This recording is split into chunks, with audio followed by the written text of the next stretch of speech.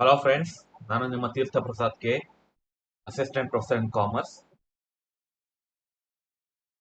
ಇವತ್ತು ನಾನು separate chapter cash flow statement ಮೇಲೆ ಇದರ ಬೇಸಿಕ್ಸ್ ಅನ್ನ ಕವರ್ ಮಾಡೋದಕ್ಕೆ ಹೊರಟಿದ್ದೀನಿ. So first chapter analysis of financial statements ಅಥವಾ ಇಂಟ್ರೊಡಕ್ಷನ್ ಟು ಮ್ಯಾನೇಜ್ಮೆಂಟ್ ಅಕೌಂಟಿಂಗ್ ಅದು ಮುಗ್ದಿದೆ. ಸೊ ಅದ್ರ ಬಗ್ಗೆ ನಾನು ಇಷ್ಟರಲ್ಲೇ ಗೂಗಲ್ ಮೀಟ್ ಮಾಡ್ತೀನಿ.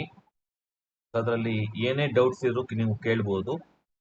It's A live class.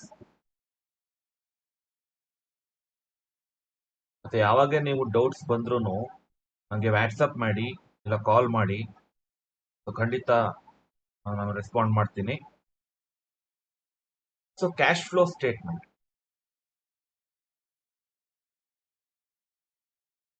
So ಇದ್ರ ಬಗ್ಗೆ ಹೇಳಕ್ ಹೊರಟಿದ್ದೀನಿ.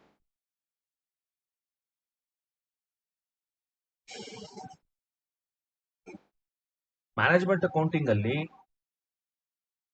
ತುಂಬಾ ಇಂಪಾರ್ಟೆಂಟ್ ಆಗಿರುವಂತ ಒಂದು analysis statement cash flow statement. ಈಗ ನಾವು ಪ್ರಾಫಿಟ್ ಅಂಡ್ ಲಾಸ್ ಅಕೌಂಟ್ ಅಥವಾ ಇನ್ಕಮ್ ಸ್ಟೇಟ್ಮೆಂಟ್ ಅಲ್ಲಿ ಏನ್ ನೋಡ್ತೀವಿ, ಎಲ್ಲ ಎಕ್ಸ್ಪೆನ್ಸಸ್, ಪ್ರಾಫಿಟ್ಸ್, ಗೇನ್ಸ್ ಇದನ್ನೆಲ್ಲ ಲಿಸ್ಟ್ ಮಾಡಿ ಇಷ್ಟು ನೆಟ್ ಪ್ರಾಫಿಟ್ ಆಗಿದೆ, ಇಷ್ಟು ನೆಟ್ ಲಾಸ್ ಆಗಿದೆ ಅಂತ ನಾವು ತಿಳ್ಕೊತೀವಿ. ಆದ್ರೆ ಆ ಫಿಗರ್ ಏನ್ ಬರುತ್ತೆ ಅದು ಯಾವಾಗ್ಲೂ ಕೂಡ ಹೆಲ್ಪ್ ಆಗೋದಿಲ್ಲ, ಕ್ಯಾಶ್ ಮ್ಯಾನೇಜ್ಮೆಂಟ್ಗೆ ಹೆಲ್ಪ್ ಆಗೋದಿಲ್ಲ.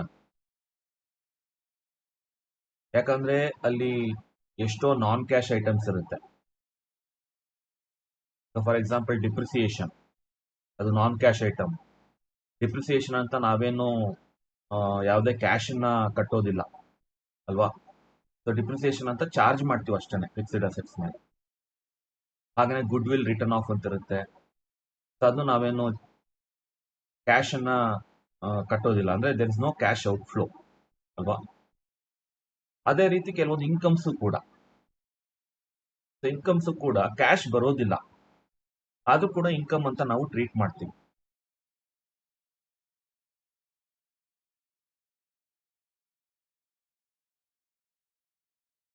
ಈಗ ಫಾರ್ ಎಕ್ಸಾಂಪಲ್ ಕ್ಲೋಸಿಂಗ್ ಸ್ಟಾಕ್ ಕೂಡ ಆಡ್ ಆಗುತ್ತೆ trading account, profit and loss account ಅಲ್ಲಿ. ಕ್ಲೋಸಿಂಗ್ ಸ್ಟಾಕ್ ಕೂಡ ಆಡ್ ಆಗುತ್ತೆ ಕ್ರೆಡಿಟ್ ಸೈಡ್. ಆದ್ರೆ ಅದಕ್ಕೂ ಕ್ಯಾಶ್ಗೂ ಸಂಬಂಧ ಇಲ್ಲ ಅಲ್ವಾ. ಹೀಗೇನೆ non cash expenses, non cash incomes ಎಷ್ಟೋ ಇರುತ್ತೆ, ಅದಕ್ಕೂ ಕ್ಯಾಶ್ ಮ್ಯಾನೇಜ್ಮೆಂಟ್ಗೂ ಸಂಬಂಧ ಇಲ್ಲ. ಸೊ ಹಾಗಾಗಿ ಈ ಒಂದು ಹಿಂಡ್ರೆನ್ಸ್ ಏನಿದೆ ಕ್ಯಾಶ್ ಮ್ಯಾನೇಜ್ಮೆಂಟ್ಗೆ, ಸೊ ಅದನ್ನ ಸಾಲ್ವ್ ಮಾಡೋದಕ್ಕೋಸ್ಕರ ಕ್ಯಾಶ್ ಫ್ಲೋ ಸ್ಟೇಟ್ಮೆಂಟ್ ಅಂತ ಒಂದನ್ನ ನಾವು ಬಳಸ್ತೀವಿ ಅನಾಲಿಸಿಸ್ ಸ್ಟೇಟ್ಮೆಂಟ್ ಆಗಿ. ಸೊ ಇದು ಮುಖ್ಯವಾಗಿ ಬಳಸೋದು ಕ್ಯಾಶ್ ಮ್ಯಾನೇಜ್ಮೆಂಟ್ಗೆ. ಸೊ ಆದಷ್ಟು ನಾವು ಆಪ್ಟಿಮಮ್ ಲೆವೆಲ್ ಆಫ್ ಕ್ಯಾಶ್ ಅನ್ನ ಮೇಂಟೈನ್ ಮಾಡ್ತಾ ಇರಬೇಕು ಬಿಸ್ನೆಸ್ ಅಲ್ಲಿ. ಯಾವಾಗ ಶಾರ್ಟ್ ಟರ್ಮ್ ಆಬ್ಲಿಗೇಷನ್ಸ್ ಬರ್ತಾ ಇರುತ್ತೋ ಆಗ ಪೇ ಮಾಡೋಷ್ಟು ಇರಬೇಕು. ಮತ್ತೆ ಆದಷ್ಟು ಆ ಕ್ಯಾಶ್ ಸೈಕಲ್ ಅಂತ ಏನ್ ಹೇಳ್ತೀವಿ, ಕ್ಯಾಶ್ ಸೈಕಲ್ ಅಂದ್ರೆ ಕ್ಯಾಶ್ ಟು ಕ್ಯಾಶ್ ಕನ್ವರ್ಷನ್ ಅಂತ.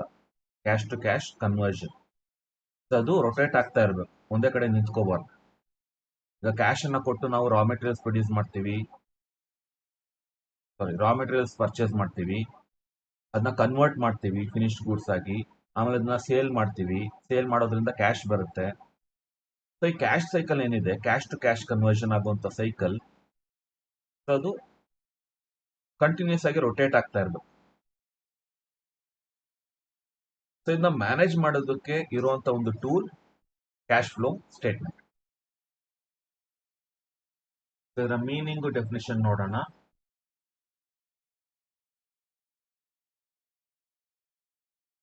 ಇದಕ್ಕೆ ಅಕೌಂಟಿಂಗ್ ಸ್ಟ್ಯಾಂಡರ್ಡ್ 3 ಅಂತ ಕೂಡ ಇದೆ. ಇಶ್ಯೂ ಮಾಡಿರೋದು ICAI ಅವರು ಅಕೌಂಟಿಂಗ್ ಸ್ಟ್ಯಾಂಡರ್ಡ್ 3 ಅಂತ ಹೇಳಿ ಕ್ಯಾಶ್ ಫ್ಲೋ ಸ್ಟೇಟ್ಮೆಂಟ್ಗೆ ಅಂತಾನೆ ಕೊಟ್ಟಿದ್ದಾರೆ.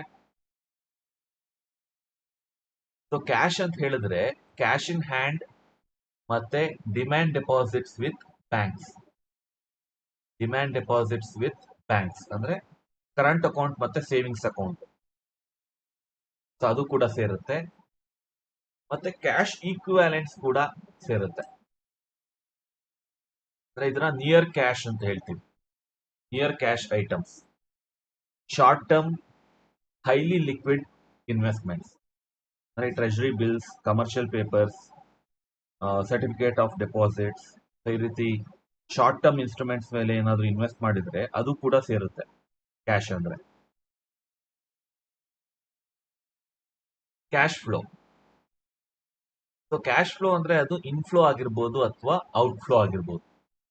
ಸೊ ಇನ್ಫ್ಲೋ ಅಂದ್ರೆ coming in to the business, outflow ಅಂದ್ರೆ going out of the business. So inflow ಅನ್ನೋದನ್ನ ಸೋರ್ಸ್ ಅಂತಾನು ಕರಿತೀವಿ, ಔಟ್ಫ್ಲೋ ಅನ್ನೋದನ್ನ ಎಕ್ಸ್ಪೆನ್ಸ್ ಅಂತಾನು ಕರಿತೀವಿ ಅಥವಾ ಅಪ್ಲಿಕೇಶನ್ ಅಂತ ಕೂಡ ಕರಿತೀವಿ. ಸೊ ಅವೆರಡರ ಮಧ್ಯೆ ಏನು ಡಿಫರೆನ್ಸ್ ಇದೆ, it is called net cash inflow or outflow. So positive ಇದ್ರೆ ಅದನ್ನ ಇನ್ಫ್ಲೋ ಅಂತ ಕರಿತೀವಿ, ಮೈನಸ್ ಇದ್ರೆ ಅದನ್ನ ಔಟ್ಫ್ಲೋ ಅಂತ ಕರಿತೀವಿ. So total cash inflows minus total cash outflows. ಅದೇನ್ ಫಿಗರ್ ಬರುತ್ತೋ, if it is positive it is called inflow, if it is negative it is called outflow. So cash flow statement. So ಎರಡು periods ನಡುವೆ, usually ಅದು ಎರಡು balance sheets, ಎರಡು balance sheets ನಡುವೆ ಅಂದ್ರೆ ಎರಡು ಅಕೌಂಟಿಂಗ್ ಇಯರ್ಸ್ ನಡುವೆ ಕ್ಯಾಶ್ ಇನ್ಫ್ಲೋಸ್ ಮತ್ತೆ ಕ್ಯಾಶ್ ಔಟ್ಫ್ಲೋಸ್ ಅನ್ನ ಅನಲೈಸ್ ಮಾಡೋದಕ್ಕೋಸ್ಕರ ಪ್ರಿಪೇರ್ ಮಾಡುವಂತ ಒಂದು statement is cash flow statement. So cash position ಅಲ್ಲಿ ಏನೇನ್ ಚೇಂಜಸ್ ಆಗಿದೆ ಅನ್ನೋದನ್ನ ಅದು ರೆಪ್ರೆಸೆಂಟ್ ಮಾಡುತ್ತೆ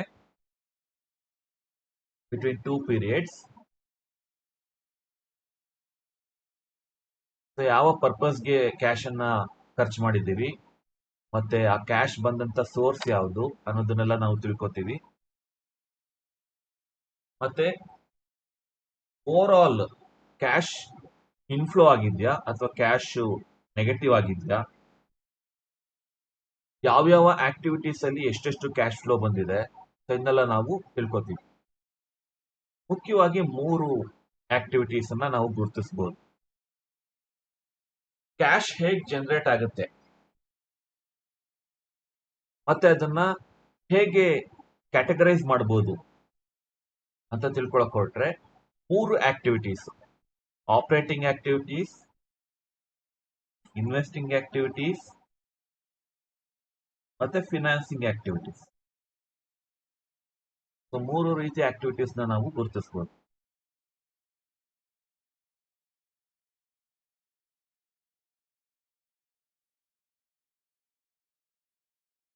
ಇದಕ್ಕೆ ಒಂದು ಸ್ಲೈಡ್ ಇದೆ. ಇದು ಆ ಮೂರು ಆಕ್ಟಿವಿಟೀಸ್.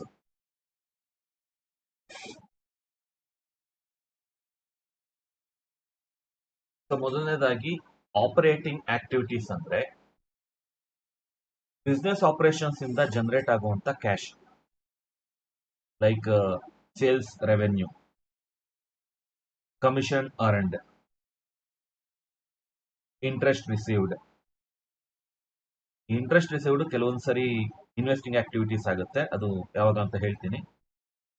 ಒಟ್ನಲ್ಲಿ ಬಿಸ್ನೆಸ್ ಆಪರೇಷನ್ಸ್ ಇಂದ ಜನರೇಟ್ ಆಗುವಂತ ಕ್ಯಾಶ್ ಏನಿದೆ ಅದು ಆಪರೇಟಿಂಗ್ ಆಕ್ಟಿವಿಟೀಸ್ ಕೆಳಗೆ ಬರುತ್ತೆ. ಇನ್ವೆಸ್ಟಿಂಗ್ ಆಕ್ಟಿವಿಟೀಸ್ ಅಂದ್ರೆ ಇನ್ವೆಸ್ಟ್ಮೆಂಟ್ಸ್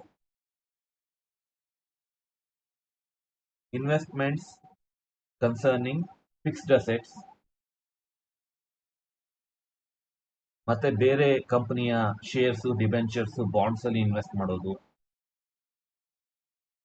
ಅದರಿಂದ ಬರುವಂತ ಇನ್ಕಮ್. ಇದೆಲ್ಲ ಇನ್ವೆಸ್ಟಿಂಗ್ ಆಕ್ಟಿವಿಟೀಸ್ ಬರುತ್ತೆ, ಅಂದ್ರೆ investment related activities. Operating activities ಅಂದ್ರೆ ಬಿಸ್ನೆಸ್ ಆಪರೇಷನ್ಸ್ ಇಂದ ಜನರೇಟ್ ಆಗುವಂತ ಕ್ಯಾಶ್. ಇನ್ನು ಫಿನಾನ್ಸಿಂಗ್ ಆಕ್ಟಿವಿಟೀಸ್, ಬಿಸ್ನೆಸ್ಗೆ ಫಿನಾನ್ಸ್ ಅಂತ ಬೇಕು. Finance is the life blood of business. Debentures issue ಮಾಡಿರ್ತಾರೆ, ಬಾಂಡ್ಸ್ ಇಶ್ಯೂ ಮಾಡಿರ್ತಾರೆ, ಬ್ಯಾಂಕಿಂದ ಲೋನ್ಸ್ ಇರುತ್ತೆ, ಮತ್ತೆ ಶೇರ್ ಕ್ಯಾಪಿಟಲ್ ಇಶ್ಯೂ ಮಾಡ್ತಾರೆ. ಅದಕ್ಕೆ ಡಿವಿಡೆಂಡ್ ಅನ್ನ ಪೇ ಮಾಡ್ತಾರೆ. ಸೊ ಈ ತರದ ಆಕ್ಟಿವಿಟೀಸ್ ಇಂದ ಜನರೇಟ್ ಆಗುವಂತ ಕ್ಯಾಶ್, ಬೋತ್ ಕ್ಯಾಶ್ ಇನ್ಫ್ಲೋಸ್ ಮತ್ತೆ ಕ್ಯಾಶ್ ಔಟ್ಫ್ಲೋಸ್, ಸೊ ಅವೆಲ್ಲ ಬರೋದು ಫೈನಾನ್ಸಿಂಗ್ ಆಕ್ಟಿವಿಟೀಸ್ ಅಲ್ಲಿ. These are the 3 types of activities. Cash generate ಆಗೋದು,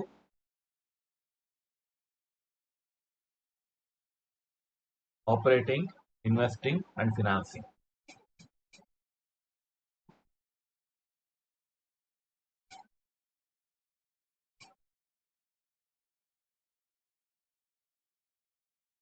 ಇದರ ಫಾರ್ಮ್ಯಾಟ್ ಇದೆ, ಇದನ್ನ ನಾನು PPT ನಲ್ಲೂ ಕೂಡ ಹಾಕಿದ್ದೀನಿ.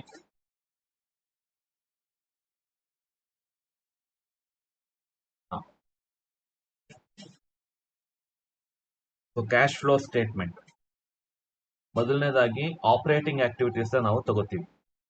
Cash flow from operating activities. ಮತ್ತೆ ಇದು ನೆನಪಿರ್ಲಿ, ಇದು ಇಂಡೈರೆಕ್ಟ್ ಮೆಥಡ್.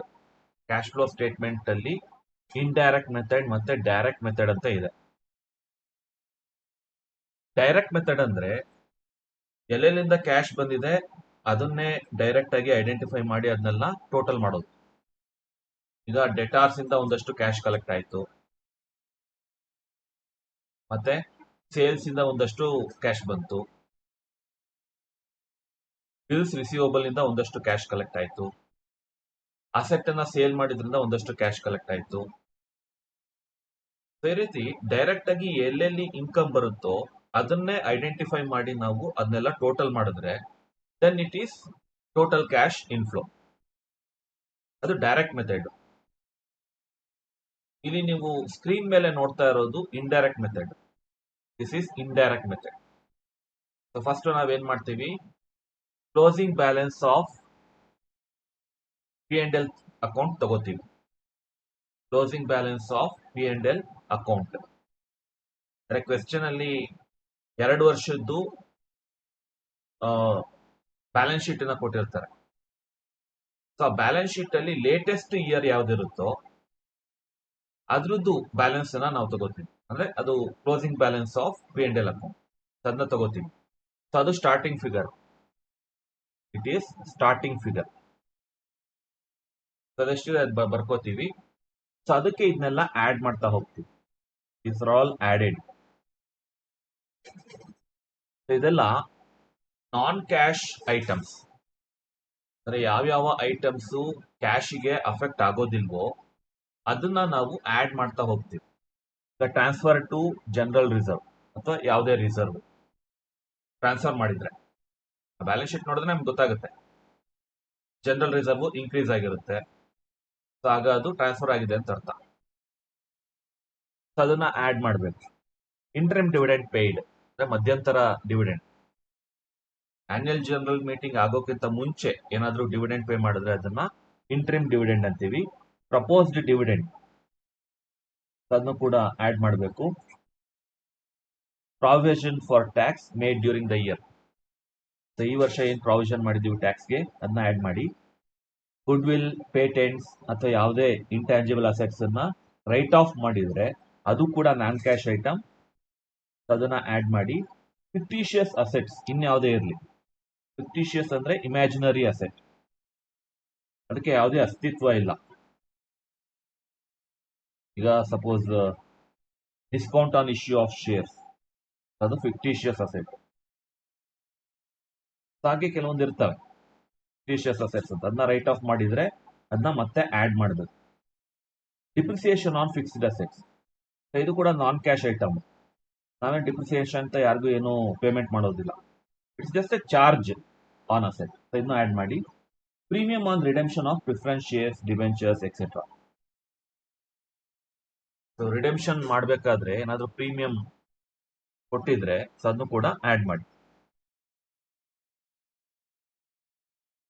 ಇಷ್ಟನ್ನು ನಾವು closing balance of profit and loss ಅಕೌಂಟ್ಗೆ ಆಡ್ ಮಾಡಬೇಕು. These are non cash items ಮತ್ತೆ ನಾನ್ ಆಪರೇಟಿಂಗ್ ಐಟಮ್ಸ್.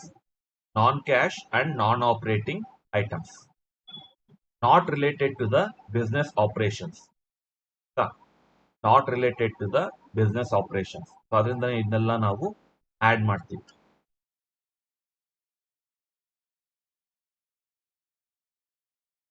ಅಂದ್ರೆ ಇದನ್ನೆಲ್ಲ ಏನು ಪ್ರಾಫಿಟ್ ಕ್ಯಾಲ್ಕುಲೇಟ್ ಮಾಡಬೇಕಾದ್ರೆ ಪ್ರಾಫಿಟ್ ಅಂಡ್ ಲಾಸ್ ಅಕೌಂಟ್ಗೆ ಚಾರ್ಜ್ ಮಾಡಿದ್ವಿ, ಅದನ್ನೆಲ್ಲ ನಾವು ರಿವರ್ಸ್ ಮಾಡ್ತಾ ಇದ್ವಿ.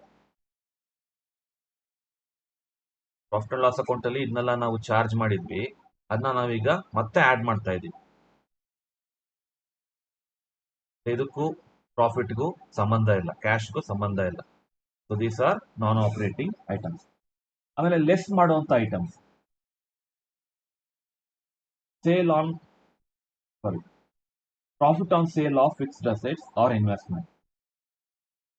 ಫಿಕ್ಸ್ಡ್ ಅಸೆಟ್ಸ್ ನ ಸೇಲ್ ಮಾಡೋದು, ಇನ್ವೆಸ್ಟ್ಮೆಂಟ್ಸ್ ನ ಸೇಲ್ ಮಾಡೋದು, ಇದ್ರ ಮೇಲೆ ಬಂದಂತ profit it's a non operating item.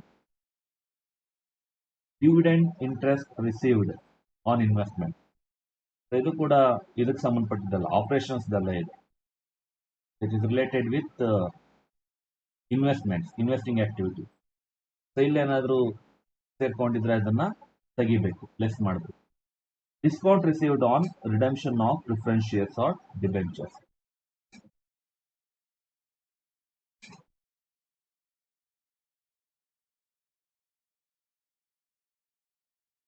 So ಬೇರೆ ಕಂಪನಿಯ ಹೋಲ್ಡಿಂಗ್ಸ್ ಇರುತ್ತಲ್ಲ, ಪ್ರಿಫರೆನ್ಸ್ ಶೇರ್ಸ್, ಡಿಬೆಂಚರ್ಸ್ ಎಲ್ಲ, ಅವರಿಂದ ಏನಾದ್ರು ಡಿಸ್ಕೌಂಟ್ ರಿಸೀವ್ ಮಾಡಿದ್ರೆ ರಿಡೆಂಪ್ಷನ್ ಅಲ್ಲಿ, ಅದನ್ನು ಕೂಡ ಇಲ್ಲಿ ಲೆಸ್ ಮಾಡಬೇಕು. It is non operating item. ಒಟ್ಟಿನಲ್ಲಿ non operating items, non cash items ಏನಾದ್ರೂ ಇದ್ರೆ ಅದನ್ನ ಇಲ್ಲಿ ಅಡ್ಜಸ್ಟ್ ಮಾಡಬೇಕು. ಕ್ಲೋಸಿಂಗ್ ಬ್ಯಾಲೆನ್ಸ್ಗೆ ಆಡ್ ಮಾಡಬೇಕು, ಇಲ್ಲ ಲೆಸ್ ಮಾಡಬೇಕು. ಅದು ಇನ್ಕಮ್ ಆಗಿದ್ರೆ ಅದನ್ನ ಲೆಸ್ ಮಾಡಬೇಕು, ಪ್ರಾಫಿಟ್ ಆಗಿದ್ರೆ ಅಥವಾ ಗೈನ್ ಆಗಿದ್ರೆ ಅದನ್ನ ಆಡ್ ಮಾಡಬೇಕು. ಮತ್ತೆ opening profits as per P&L account. ಇಲ್ಲಿ ಕ್ಲೋಸಿಂಗ್ ಬ್ಯಾಲೆನ್ಸ್ ತಗೊಂಡ್ವಲ್ಲ, ಅದೇ ತರ ಇಲ್ಲಿ opening balance, opening profit as per P&L account ಅದನ್ನ ಲೆಸ್ ಮಾಡಬೇಕು. Opening balance of P&L account ಅಂದ್ರೆ ಹೋದ ವರ್ಷದ್ದು ಬ್ಯಾಲೆನ್ಸ್ ಶೀಟ್ ಅಲ್ಲಿ. ಆಗ ನಮ್ಗೆ ಏನ್ ಸಿಗುತ್ತೆ? Opening cash profits, sorry operating cash profits, operating cash profits ಎಷ್ಟು ಸಿಗುತ್ತೆ ಇಷ್ಟೆಲ್ಲ ಅಡ್ಜಸ್ಟ್ಮೆಂಟ್ಸ್ ಮಾಡಿದ್ಮೇಲೆ. ಸೊ ಈಗ ಬರೋದು ಇಂಪಾರ್ಟೆಂಟ್. ಆಪರೇಟಿಂಗ್ ಕ್ಯಾಶ್ ಪ್ರಾಫಿಟ್ಸ್ಗೆ ಡಿಕ್ರೀಸ್ ಇನ್ ಕರೆಂಟ್ ಅಸೆಟ್ಸ್ ಮತ್ತೆ ಇನ್ಕ್ರೀಸ್ ಇನ್ ಕರೆಂಟ್ ಲಯಬಿಲಿಟೀಸ್ ನ ಆಡ್ ಮಾಡಬೇಕು. ಈಗ ಬ್ಯಾಲೆನ್ಸ್ ಶೀಟ್ ಅಲ್ಲಿ ಕೊಟ್ಟಿರ್ತಾರೆ ಒಂದಷ್ಟು ಕರೆಂಟ್ ಅಸೆಟ್ಸ್, ಒಂದಷ್ಟು ಕರೆಂಟ್ ಲಯಬಿಲಿಟೀಸ್. ಹೋದ ವರ್ಷಕ್ಕೆ ಕಂಪೇರ್ ಮಾಡಿದ್ರೆ ಡೆಟಾರ್ಸ್ ಕಡಿಮೆ ಆಗಿದೆ, ಬಿಲ್ಸ್ ರಿಸೀವಬಲ್ ಕಡಿಮೆ ಆಗಿದೆ, ಅದನ್ನೆಲ್ಲ ಆಡ್ ಮಾಡಬೇಕು. ಇನ್ಕ್ರೀಸ್ ಇನ್ ಕರೆಂಟ್ ಲಯಬಿಲಿಟೀಸ್ ಅಂದ್ರೆ ಹೋದ ವರ್ಷಕ್ಕೆ ಕ್ರೆಡಿಟರ್ಸ್ಗೆ ಕಂಪೇರ್ ಮಾಡಿದ್ರೆ ಈ ವರ್ಷ ಇನ್ಕ್ರೀಸ್ ಆಗಿದೆ, ಅದನ್ನು ಆಡ್ ಮಾಡಬೇಕು. ಬಿಲ್ಸ್ ಪೇಯಬಲ್ ಇನ್ಕ್ರೀಸ್ ಆಗಿದೆ, ಅದನ್ನು ಆಡ್ ಮಾಡಬೇಕು. ಹಾಗೆ ಸೊ ಒಟ್ಟಿನಲ್ಲಿ ಡಿಕ್ರೀಸ್ ಇನ್ ಕರೆಂಟ್ ಅಸೆಟ್ ಮತ್ತೆ ಇನ್ಕ್ರೀಸ್ ಇನ್ ಕರೆಂಟ್ ಲಯಬಿಲಿಟೀಸ್ ಇದನ್ನ ಆಡ್ ಮಾಡಬೇಕು. ಅದರ ಆಪೋಸಿಟ್ ಏನಿದೆ ಅಂದ್ರೆ ಇನ್ಕ್ರೀಸ್ ಇನ್ ಕರೆಂಟ್ ಅಸೆಟ್ಸ್ ಮತ್ತೆ ಡಿಕ್ರೀಸ್ ಇನ್ ಕರೆಂಟ್ ಲಯಬಿಲಿಟೀಸ್, ಅದನ್ನ ಮೈನಸ್ ಮಾಡಬೇಕು. ಯಾವ್ದಾದ್ರು ಒಂದೊಂದು ಜ್ಞಾಪಕ ಇಟ್ಕೊಳ್ಳಿ ಸಾಕು, ಆಡ್ ಅಥವಾ ಲೆಸ್. ಅದ್ರ ಆಪೋಸಿಟ್ ಅಂದ್ರೆ ಗೊತ್ತಾಗುತ್ತೆ. ಇನ್ಕ್ರೀಸ್ ಇನ್ ಕರೆಂಟ್ ಅಸೆಟ್ಸ್ ಮತ್ತೆ ಡಿಕ್ರೀಸ್ ಇನ್ ಕರೆಂಟ್ ಲಯಬಿಲಿಟೀಸ್ ಅದನ್ನ ನಾವು ಲೆಸ್ ಮಾಡಬೇಕು. ಅದೆಲ್ಲ ಆದ್ಮೇಲೆ income tax actually paid, actual income tax ಏನ್ ಅಮೌಂಟ್ ಪೇ ಮಾಡಿರ್ತಾರೆ ಅದನ್ನ ಮಾತ್ರ ಲೆಸ್ ಮಾಡಬೇಕು.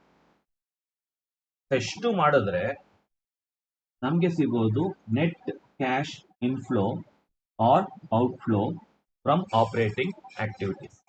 ಇದು ಪಾಸಿಟಿವ್ ಆಗೂ ಇರ್ಬೋದು, ನೆಗೆಟಿವ್ ಆಗೂ ಇರ್ಬೋದು. ಪಾಸಿಟಿವ್ ಆಗಿದ್ರೆ ಅದು ಇನ್ಫ್ಲೋ, ನೆಗೆಟಿವ್ ಆಗಿದ್ರೆ ಅದು ಔಟ್ಫ್ಲೋ ಫ್ರಮ್ ಆಪರೇಟಿಂಗ್ ಆಕ್ಟಿವಿಟೀಸ್. ಎಷ್ಟು ಸ್ಟೇಜಸ್ ಇದೆ. So first closing balance of P&L account ತಗೋತೀರಾ. ಆಮೇಲೆ non cash non operating items ಅನ್ನ ಆಡ್ ಮಾಡ್ತೀರಾ. ಅಂದ್ರೆ ಯಾವುದು ಎಕ್ಸ್ಪೆನ್ಸಸ್ ಲಾಸಸ್ ಅಂತ ಟ್ರೀಟ್ ಮಾಡಿದ್ರು P&L ಅಕೌಂಟ್ ಅಲ್ಲಿ, ಅದನ್ನೆಲ್ಲ ಆಡ್ ಮಾಡ್ತೀರಾ. Non cash and non operating item. ಕೆಲವೊಂದನ್ನ ಲೆಸ್ ಮಾಡ್ತೀರಾ. ಅಂದ್ರೆ ಯಾವ್ದನ್ನ ಇನ್ಕಮ್ ಅಂತ ತಗೊಂಡಿದ್ರು, ಗೈನ್ ಅಂತ ತಗೊಂಡಿದ್ರು P&L ಅಕೌಂಟ್ ಅಲ್ಲಿ, ಅಂತ ನಾನ್ ಕ್ಯಾಶ್ ನಾನ್ ಆಪರೇಟಿಂಗ್ ಇನ್ಕಮ್ಸ್ ಅನ್ನ ಲೆಸ್ ಮಾಡ್ತೀರಾ. ಆಮೇಲೆ opening balance of P&L account ಅಂದ್ರೆ ಹೋದ ವರ್ಷದ್ದು, ಅದನ್ನ ಮೈನಸ್ ಮಾಡ್ತೀರಾ. ಸೊ ಆಗ ಸಿಗೋದು ಆಪರೇಟಿಂಗ್ ಕ್ಯಾಶ್ ಪ್ರಾಫಿಟ್ಸ್. ಅದಾದ್ಮೇಲೆ ಇದು ಇಂಪಾರ್ಟೆಂಟ್ ಸ್ಟೇಜ್. ಇದು ಅದಾದ್ಮೇಲೆ ಆಪರೇಟಿಂಗ್ ಕ್ಯಾಶ್ ಪ್ರಾಫಿಟ್ ಬಂದ್ಮೇಲೆ ಇದು ಇಂಪಾರ್ಟೆಂಟ್ ಸ್ಟೇಜ್. ಸೊ ಇದನ್ನ ಆಡ್ ಮಾಡ್ತೀರಾ, ಇದನ್ನ ಮೈನಸ್ ಮಾಡ್ತೀರಾ. So decrease in current assets is add, increase in current liabilities add. ಅದರ ಆಪೋಸಿಟ್ ಮೈನಸ್, ಅಂದ್ರೆ ಇನ್ಕ್ರೀಸ್ ಇನ್ ಕರೆಂಟ್ ಅಸೆಟ್ಸ್ ಮತ್ತೆ ಡಿಕ್ರೀಸ್ ಇನ್ ಕರೆಂಟ್ ಲಯಬಿಲಿಟೀಸ್. ಅದೆಲ್ಲ ಆದ್ಮೇಲೆ ಇನ್ಕಮ್ ಟ್ಯಾಕ್ಸ್ ಆಕ್ಚುಲಿ ಪೇಯ್ಡ್, ಅದನ್ನ ಮೈನಸ್ ಮಾಡ್ತೀರಾ. ಇಷ್ಟೆಲ್ಲ ಮಾಡಿದಾಗ ಬರೋದು ನೆಟ್ ಕ್ಯಾಶ್ ಇನ್ಫ್ಲೋ ಅಥವಾ ನೆಟ್ ಕ್ಯಾಶ್ ಔಟ್ಫ್ಲೋ. ಪ್ಲಸ್ ಬರುತ್ತಾ ಮೈನಸ್ ಬರುತ್ತಾ ನೋಡ್ಕೊಳ್ಳಿ. ನೆಕ್ಸ್ಟ್ ಇದು ಆಪರೇಟಿಂಗ್ ಆಕ್ಟಿವಿಟೀಸ್ ಆಯ್ತು.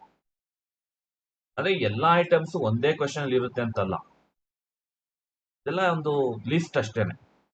This is an exhaustive list of items. ಇದರಲ್ಲಿ ಕೆಲವು ಐಟಮ್ಸ್ ಇರುತ್ತೆ, ಕೆಲವು ಐಟಮ್ಸ್ ಇರಲ್ಲ. Next investing activities. ಸೊ ಅದೇ ಸ್ಟೇಟ್ಮೆಂಟ್ ಅಲ್ಲೇ second item cash flow from investing activity. Investing activities ಅಂದ್ರೆ ಇಲ್ಲಿ ಫಿಕ್ಸ್ಡ್ ಅಸೆಟ್ಸ್ ಮೇಲೆ ಇನ್ವೆಸ್ಟ್ ಮಾಡೋದು, ಬೇರೆ ಕಂಪನಿಯ ಡಿಬೆಂಚರ್ಸ್, ಶೇರ್ಸ್, ಬಾಂಡ್ಸ್ ಇದ್ರ ಮೇಲೆ ಇನ್ವೆಸ್ಟ್ ಮಾಡೋದು, ಇನ್ವೆಸ್ಟ್ಮೆಂಟ್ಸ್ ಅನ್ನ ಪರ್ಚೇಸ್ ಮಾಡೋದು, ಸೇಲ್ ಮಾಡೋದು, ಇದೆಲ್ಲ ಬರುತ್ತೆ. So sale of fixed assets, so ಇದು ಆಡ್, ಇದು have to add this plus. ಇದು interest and dividends received. So ಬೇರೆ ಕಂಪನಿ ಸೆಕ್ಯೂರಿಟೀಸ್ ಮೇಲೆ ಇನ್ವೆಸ್ಟ್ ಮಾಡಿರ್ತೀರ, ಅದರಿಂದ ಇಂಟ್ರೆಸ್ಟ್ ಮತ್ತೆ ಡಿವಿಡೆಂಡ್ಸ್ ಬಂದಿರುತ್ತೆ. ಅದನ್ನ ಆಡ್ ಮಾಡಬೇಕು. ಅಂದ್ರೆ ಏನೇನು ಇನ್ಕಮಿಂಗ್ ಬರ್ತಾ ಇದೆಯೋ, ಇನ್ಫ್ಲೋ ಬರ್ತಾ ಇದೆಯೋ ಅದನ್ನೆಲ್ಲ ಆಡ್ ಮಾಡಬೇಕು. ಯಾವ್ದ್ಯಾವ್ದು ಔಟ್ ಗೋಯಿಂಗ್ ಇದೆಯೋ ಅದನ್ನೆಲ್ಲ ಮೈನಸ್ ಮಾಡಬೇಕು. Purchase of fixed assets. So fixed assets ಅಲ್ಲಿ ಇನ್ವೆಸ್ಟ್ ಮಾಡಿದ್ರೆ cash goes out of the business, ಅದನ್ನ ಲೆಸ್ ಮಾಡಬೇಕು, ಔಟ್ಫ್ಲೋ ಅದು. ಪರ್ಚೇಸ್ ಆಫ್ ಇನ್ವೆಸ್ಟ್ಮೆಂಟ್ಸ್, ಇದನ್ನ ಪರ್ಚೇಸ್ ಮಾಡಿದಾಗ್ಲೂ ಕ್ಯಾಶ್ ಗೋಸ್ ಔಟ್, ಅದನ್ನು ಲೆಸ್ ಅಂತ ಮಾಡಬೇಕು, ಅಂದ್ರೆ ಮೈನಸ್, ಔಟ್ಫ್ಲೋ. ಸೊ ಅದನ್ನೆಲ್ಲ ಮಾಡಿದ್ಮೇಲೆ ಅದೆಲ್ಲ ಆಡ್ ಮಾಡಿ, ಮೈನಸ್ ಇರೋದನ್ನ ಮೈನಸ್ ಮಾಡಿ, ಪ್ಲಸ್ ಇರೋದನ್ನ ಪ್ಲಸ್ ಅಂತಾನೆ ಹಾಕಿ. ಅದೆಲ್ಲ ಮಾಡಿದ್ಮೇಲೆ ನೆಟ್ ಕ್ಯಾಶ್ ಇನ್ಫ್ಲೋ ಅಥವಾ ಔಟ್ಫ್ಲೋ ಬರುತ್ತೆ ನಿಮ್ಗೆ. ಪಾಸಿಟಿವ್ ಆಗಿರ್ಬೋದು, ನೆಗೆಟಿವ್ ಆಗಿರ್ಬೋದು. ಪಾಸಿಟಿವ್ ಆಗಿದ್ರೆ ಇನ್ಫ್ಲೋ, ನೆಗೆಟಿವ್ ಆಗಿದ್ರೆ ಔಟ್ಫ್ಲೋ. ಅಷ್ಟೇ, ಇದು ಸಿಂಪಲ್ ಆಗಿದೆ ಇನ್ವೆಸ್ಟಿಂಗ್ ಆಕ್ಟಿವಿಟೀಸ್. ಆಪರೇಟಿಂಗ್ ಅಷ್ಟು ದೊಡ್ಡದಾಗಿಲ್ಲ, ಸಿಂಪಲ್ ಆಗಿದೆ. ಫಿಕ್ಸ್ಡ್ ಅಸೆಟ್ಸ್, ಇನ್ವೆಸ್ಟ್ಮೆಂಟ್ಸ್ ಇದರಲ್ಲಿ ಮೈನ್ ಆಗಿ ಬರುತ್ತೆ.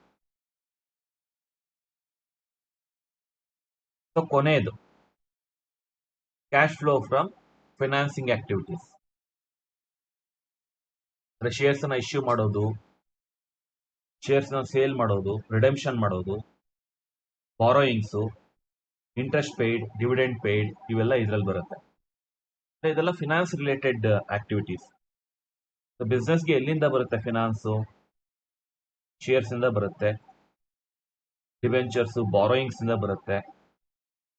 ಸೊ ಇದಕ್ಕೆ ಸಂಬಂಧಪಟ್ಟಂತ ಇನ್ಫ್ಲೋಸ್ ಔಟ್ಫ್ಲೋಸ್ ಏನಿದೆ ಅದನ್ನೆಲ್ಲ ಇಲ್ಲಿ ಲಿಸ್ಟ್ ಮಾಡಬೇಕು.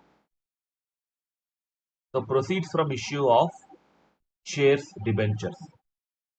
ಶೇರ್ಸ್ ಡಿಬೆಂಚರ್ಸ್ ಇಶ್ಯೂ ಮಾಡಿರ್ತಾರೆ, ಸೊ ಅದರಿಂದ ಬಂದಂತ ಹಣ. ಲಾಂಗ್ ಟರ್ಮ್ ಬಾರೋಯಿಂಗ್ಸ್ ಇಂದ ಬಂದಿರೋದು. ಶಾರ್ಟ್ ಟರ್ಮ್ ಬಾರೋಯಿಂಗ್ಸ್ ಆದ್ರೆ ಅದು ಕರೆಂಟ್ ಅಸೆಟ್ ಆಗ್ಬಿಡುತ್ತೆ. ಹಾಗೆಲ್ಲಿ ಬರಬೇಕು? ಶಾರ್ಟ್ ಟರ್ಮ್ ಬಾರೋಯಿಂಗ್ಸ್ ಆದ್ರೆ ಆಪರೇಟಿಂಗ್ ಆಕ್ಟಿವಿಟೀಸ್ ಎಲ್ಲ ಬರಬೇಕು. ಅದೇ increase in current assets, decrease in current liabilities ಅದೆಲ್ಲ ಬರುತ್ತಲ್ಲ, ಅಲ್ಲಿ ಬರಬೇಕು. ಲಾಂಗ್ ಟರ್ಮ್ ಬಾರೋಯಿಂಗ್ಸ್ ಆದ್ರೆ ಇಲ್ಲಿ ಫಿನಾನ್ಸಿಂಗ್ ಆಕ್ಟಿವಿಟೀಸ್ ಅಲ್ಲಿ ಬರುತ್ತೆ. ಇಲ್ಲಿ ಬರೋದಲ್ಲ ಲಾಂಗ್ ಟರ್ಮ್ ಫಿನಾನ್ಸಿಂಗ್ ಆಕ್ಟಿವಿಟೀಸ್ ಅಂದ್ರೆ, ಶಾರ್ಟ್ ಟರ್ಮ್ ಯಾವುದು ಬರಲ್ಲ ಇಲ್ಲಿ. ಸೊ ಲೆಸ್ ಮಾಡಬೇಕಾಗಿರುವಂತ items: redemption of preference shares or debentures. Redemption ಏನಾದ್ರೂ ಮಾಡಿದ್ರೆ cash goes out of the business, less ಮಾಡಬೇಕು. ಅಂದ್ರೆ ಅದು negative figure, goes out of the business, outflow. Long term borrowings repaid, borrowings ಏನಾದ್ರು repay ಮಾಡಿದ್ರೆ. Interest paid, ಅಂದ್ರೆ ನಮ್ಮದೇ debentures ಮೇಲೆ ಏನಾದ್ರು ಇಂಟ್ರೆಸ್ಟ್ ಪೇ ಮಾಡಿದ್ರೆ ಅದನ್ನ ಮೈನಸ್ ಮಾಡಬೇಕು. ಡಿವಿಡೆಂಡ್ಸ್ ಏನಾದ್ರು ಪೇ ಮಾಡಿದ್ರೆ, ಅಂದ್ರೆ ನಮ್ಮದೇ ಪ್ರಿಫರೆನ್ಸ್ ಶೇರ್ಸ್ ಮೇಲೆ, ಶೇರ್ಸ್ ಇಕ್ವಿಟಿ ಶೇರ್ಸ್ ಮೇಲೆ ಏನಾದ್ರು ಡಿವಿಡೆಂಡ್ಸ್ ಪೇ ಮಾಡಿದ್ರೆ ಅದನ್ನ ಮೈನಸ್ ಮಾಡಬೇಕು. ಸೊ ಫಿನಾನ್ಸ್ ರಿಲೇಟೆಡ್ ಎಲ್ಲ ಇಲ್ಲಿ ಬರುತ್ತೆ. ಅದೆಲ್ಲ ಆಡ್ ಮಾಡಿದಾಗ ನಮಗೆ ಸಿಗೋದು net cash flow inflow or outflow from financing activity. Net cash inflow or outflow from financing activity. So ಈಗ ನಾವು net increase or net decrease in cash find out ಮಾಡಬೇಕು. ಹೇಗೆ ಅಂದ್ರೆ, ಫಸ್ಟು ಇಲ್ಲಿ ಬರುತ್ತಲ್ಲ, ಆಪರೇಟಿಂಗ್ ಆಕ್ಟಿವಿಟೀಸ್ ಇಂದ ನೆಟ್ ಕ್ಯಾಶ್ ಇನ್ಫ್ಲೋ ಅಥವಾ outflow ತಗೊಳ್ಳಿ. ಆಮೇಲೆ ಇನ್ವೆಸ್ಟಿಂಗ್ ಆಕ್ಟಿವಿಟೀಸ್ ಇಂದ ಏನು ಇನ್ಫ್ಲೋ ಅಥವಾ ಔಟ್ಫ್ಲೋ ಬಂದಿದೆ ತಗೊಳ್ಳಿ. ಆಮೇಲೆ ಮೂರನೇದು ಫಿನಾನ್ಸಿಂಗ್ ಆಕ್ಟಿವಿಟೀಸ್ ಬಂದಂತ ಇನ್ಫ್ಲೋ ಅಥವಾ ಔಟ್ಫ್ಲೋ ತಗೊಳ್ಳಿ. ಈ ಮೂರನ್ನು ಆಡ್ ಮಾಡಿ. ಸೊ ಆಡ್ ಮಾಡಿದಾಗ ಏನು ಫಿಗರ್ ಬರುತ್ತೆ, that is your net increase or net decrease in cash. Plus ಇದ್ರೆ ಇನ್ಕ್ರೀಸ್, ಮೈನಸ್ ಇದ್ರೆ ಡಿಕ್ರೀಸ್. ಅದಕ್ಕೆ ಓಪನಿಂಗ್ ಕ್ಯಾಶ್ ಅಂಡ್ ಕ್ಯಾಶ್ ಈಕ್ವಾಲೆಂಟ್ಸ್ ನ ಆಡ್ ಮಾಡಿ. ಓಪನಿಂಗ್ ಕ್ಯಾಶ್ ಅಂಡ್ ಕ್ಯಾಶ್ ಈಕ್ವಾಲೆಂಟ್ಸ್ ನ ಆಡ್ ಮಾಡಿ. ಅದನ್ನ ಆಡ್ ಮಾಡಿದ್ರೆ ಕಡೆಯದಾಗ ಸಿಗೋದು ಕ್ಲೋಸಿಂಗ್ ಕ್ಯಾಶ್ ಅಂಡ್ ಕ್ಯಾಶ್ ಈಕ್ವಾಲೆಂಟ್ಸ್. ಇದು ಫೈನಲ್ ಫಿಗರ್. ಇದು ಈ ಫಿಗರ್ ಆ ಬ್ಯಾಲೆನ್ಸ್ ಶೀಟ್ ಅಲ್ಲಿ ಇರುತ್ತಲ್ಲ, closing cash and cash equivalents, ಅದ್ರ ಜೊತೆ ಮ್ಯಾಚ್ ಆಗ್ಬೇಕು. ಮ್ಯಾಚ್ ಆದ್ರೆ ಮಾತ್ರ ಇದು ಕ್ಯಾಶ್ ಫ್ಲೋ ಸ್ಟೇಟ್ಮೆಂಟ್ ಕರೆಕ್ಟ್ ಇದೆ ಅಂತ, ಇಲ್ಲ ಅಂದ್ರೆ ಏನೋ ರಾಂಗ್ ಆಗಿದೆ ಅಂತ. So closing cash and cash equivalents should match with the balance sheet. Balance sheet ಅಲ್ಲಿ ಇರುವಂತ ಕ್ಲೋಸಿಂಗ್ ಬ್ಯಾಲೆನ್ಸ್ ಏನಿದೆ, ಕ್ಯಾಶ್ ಈಕ್ವಾಲೆಂಟ್ಸ್, ಅದ್ರ ಜೊತೆ ಮ್ಯಾಚ್ ಆಗ್ಬೇಕು. ಇಲ್ಲಿ ಕ್ಯಾಶ್ ಅಂಡ್ ಕ್ಯಾಶ್ ಈಕ್ವಾಲೆಂಟ್ಸ್ ಅಂದ್ರೆ cash in hand, cash at bank, short term securities, readily marketable securities, ಇದೆಲ್ಲ ಸೇರುತ್ತೆ.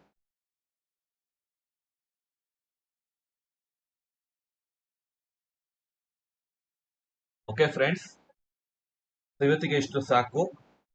ಬೇಕಾದ್ರೆ ಈ ಪ್ರಾಬ್ಲಮ್ಸ್ ಮಾಡಬೇಕಾದ್ರೆ, ಕ್ಯಾಶ್ ಫ್ಲೋ ಸ್ಟೇಟ್ಮೆಂಟ್ ಪ್ರಾಬ್ಲಮ್ಸ್ ಮಾಡಬೇಕಾದ್ರೆ ಇದನ್ನ ಮತ್ತೆ ಎಕ್ಸ್ಪ್ಲೈನ್ ಮಾಡ್ತೀನಿ, ಹೇಗೆ ಬರುತ್ತೆ, ಹೇಗೆ ಟ್ರೀಟ್ ಮಾಡಬೇಕು ಅಂತ. ಏನಾದ್ರು ಡೌಟ್ಸ್ ಇದ್ರೆ ವಾಟ್ಸಪ್ ಮಾಡಿ, ಇಲ್ಲ ಕಾಲ್ ಮಾಡಿ. ಮತ್ತೆ ಫಸ್ಟ್ ಚಾಪ್ಟರ್ ಸಂಬಂಧಪಟ್ಟಂತೆ ಒಂದು ಗೂಗಲ್ ಮೀಟ್ ಅನ್ನ ನಾನು ಇಷ್ಟರಲ್ಲೇ ಮಾಡ್ತೀನಿ. ಅಲ್ಲಿ ಎಲ್ಲಾ ಡೌಟ್ಸ್ ಅನ್ನು ಕೇಳಿ. ಮತ್ತೆ ಕ್ವಿಜ್ ಕೂಡ ಇರುತ್ತೆ ಇಷ್ಟರಲ್ಲೇ, ಅದಕ್ಕೆ ಪ್ರಿಪೇರ್ ಆಗಿ. ಟಾಪ್ ಸ್ಕೋರರ್ ಯಾರು ಇರ್ತಾರೆ ಒಬ್ರಿಗೆ ಒಂದು ಒಳ್ಳೆ ಗಿಫ್ಟ್ ಇದೆ ನನ್ನ ಕಡೆಯಿಂದ. ಸೊ ಪ್ರಿಪೇರ್ ಆಗಿ, ಚೆನ್ನಾಗಿ ಓದ್ಕೊಳ್ಳಿ. Keep smiling, keep learning. Thank you student.